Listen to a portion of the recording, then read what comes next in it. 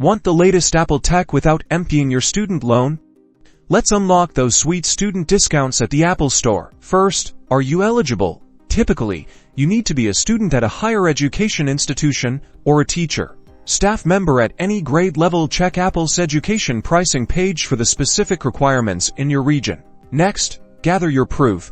This usually includes your student ID, acceptance letter, or a current transcript. Make sure it clearly shows your name, the school's name, and the current date or enrollment period. Now, let's head online. Apple often uses UNiDAYS, a third-party verification service, to confirm your student status. Go to UNiDAYS website or app and sign up. You'll likely need to enter your school information and upload documentation. Once verified, browse the Apple Education Store.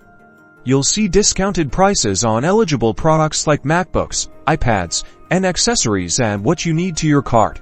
Prefer shopping in person?